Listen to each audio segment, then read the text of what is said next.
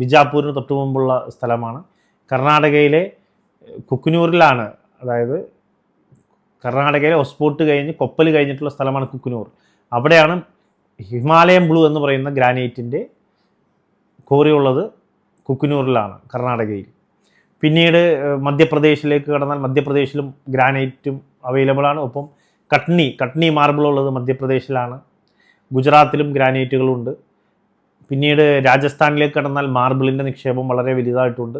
ഏറ്റവും ആദ്യം granite കണ്ടുപിടിച്ചതും granite factory വന്നതും രാജസ്ഥാനിലെ ജാലോറിലാണ് ലാക്ക റെഡ്, അത് ഏറ്റവും നല്ല റെഡായ ഗ്രാനൈറ്റ് ലാക്ക റെഡ് ഉള്ളത് രാജസ്ഥാനിലാണ്.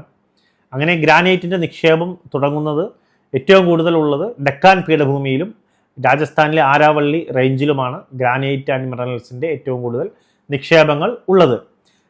നമുക്ക് ശ്രദ്ധിച്ചാൽ അറിയാൻ സാധിക്കും, തമിഴ്നാട്ടിലാണ് കറുത്ത മണ്ണുള്ളത്, ഡെക്കാൻ പീഠഭൂമിയിലാണ് കറുത്ത മണ്ണ് ഉള്ളത്. അതുകൊണ്ട് തന്നെയാണ് തമിഴ്നാട്ടിലും മറ്റുള്ള ഗുജറാത്തിലെ സൂറത്തിലുമെല്ലാം പരുത്തി കൃഷി വരുവാനും അവിടെ ടെക്സ്റ്റൈൽ ഇൻഡസ്ട്രി വളരുവാനുമുള്ള സാഹചര്യം ഉണ്ടായത് അവിടെ ജിയോളജിക്കലായിട്ടുള്ള അവരുടെ പ്രോപ്പർട്ടീസ് തന്നെയാണ് അതിന് കാരണം. അത്തരത്തിൽ ഗ്രാനൈറ്റുകൾ കേരളത്തിൽ അല്ല, ഏറ്റവും കൂടുതലുള്ളത് മറ്റുള്ള സംസ്ഥാനത്താണ്. ഗ്രാനൈറ്റ് മാത്രമല്ല, ഗ്രാനൈറ്റ്, മിനറൽസ്, അങ്ങനെയുള്ള ഒത്തിരി, ഉദാഹരണത്തിന് കൊർണൂല് കഴിഞ്ഞിട്ട് ബാംഗ്ലൂർ ഹൈദരാബാദ് ഹൈവേയിൽ ഗൂത്തി എന്ന് പറയുന്ന സ്ഥലത്ത് നിന്നും ആദ്വാനിക്ക് പോകുന്ന വഴിയിൽ ജോനഗിരി എന്ന് പറയുന്ന ഒരു ഗ്രാമമുണ്ട്.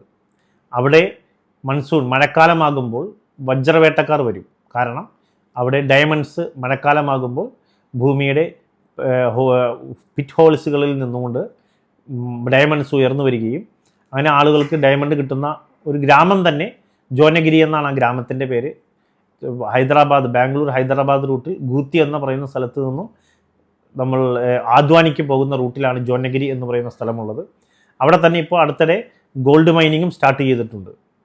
അങ്ങനെ ഒത്തിരി മിനറൽസ് കാര്യങ്ങളെല്ലാം ഉള്ളത് ഈ മേഖലയിലാണ്. ഡെക്കാൻ പീഠഭൂമിയിലാണ്, നമ്മൾ സ്കൂളിൽ പഠിച്ചിരിക്കുന്ന ഡെക്കാൻ പീഠഭൂമിയിലാണ് ഏറ്റവും കൂടുതൽ മിനറൽസ് ഉള്ളത്.